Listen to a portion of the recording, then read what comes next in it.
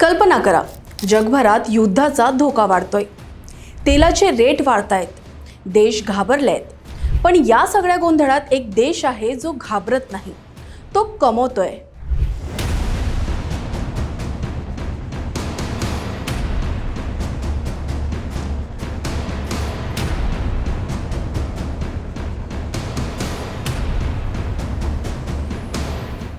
हो, युद्ध सुरू असताना इराण रेकॉर्ड पैसा कमवत आहे. हे कसं शक्य आहे? युद्धात जिंकायचं असतं किंवा हरायचं, पण इथे कोणीतरी कमवत आहे. हे कसं शक्य आहे बघूया या व्हिडिओमध्ये. नमस्कार, मी राणी. मागच्या काही आठवड्यांपासून अमेरिका आणि इस्रायल यांच्यासोबत तणाव वाढत चाललाय. मिसाईल्स, हल्ले, धमक्या सगळं चालू आहे. पण इराणने एक वेगळाच गेम खेळलाय. त्यांनी युद्धाला फक्त लष्करी संघर्ष म्हणून न पाहता एक बिझनेस अपॉर्च्युनिटी बनवलाय. जिथे बाकी देश हल्ल्यापासून वाचवण्याचा प्रयत्न करत होते, तिथे इराणने काय केलं? त्यांनी त्यांच्या सर्वात महत्त्वाच्या गोष्टीचं संरक्षण केलं. ते म्हणजे तेल सप्लाय, गुप्त तेल नेटवर्क. इराणचं एक मुख्य तेल निर्यात केंद्र आहे. खार्ग आयलँड टर्मिनल इथून जवळपास 90% तेल एक्सपोर्ट होतं. युद्धाच्या काळात हे सर्वात मोठं टार्गेट असायला हवं होतं. पण आश्चर्य म्हणजे ते थेट हल्ल्यापासून वाचलंय. आणि इथेच इराणने वापरली गुप्त स्ट्रॅटेजी, गोस्ट फ्लेट. म्हणजे असे टँकर्स जे रडारवर दिसत नाहीत, लोकेशन लपवतात आणि गुपचूप तेल पोहोचवतात. हे तेल कुठे जात आहे? मुख्यतः चीनकडे, जो आधीपासूनच वेस्टर्न सँक्शनकडे दुर्लक्ष करत आला आहे.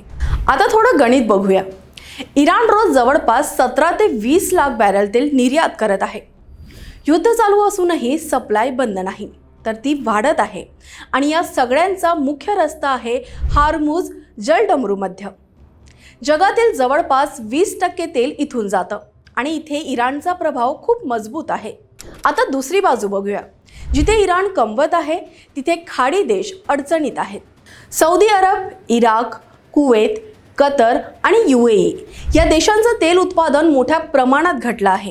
कारण सौदी अरब स्टोरेज टँक भरलेत, पण एक्सपोर्ट होत नाही.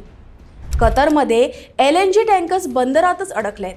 इराकमध्ये उत्पादन 43 लाख बॅरलवरून 13 लाखांवर आलंय. कुवेतमध्ये टँकर्स उभे, पण कोणी निघायला तयार नाही. UAE मध्ये तर इन्शुरन्स 400% महाग झालाय.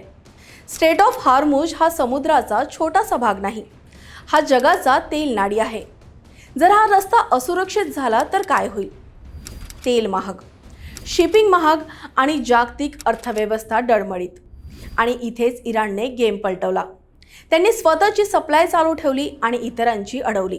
आज जगभरात तेलाचे भाव वाढत आहेत, शिपिंग कंपन्या घाबरलेल्या आहेत, इन्शुरन्स वाढलेला आहे आणि मार्केट अनस्टेबल आहे.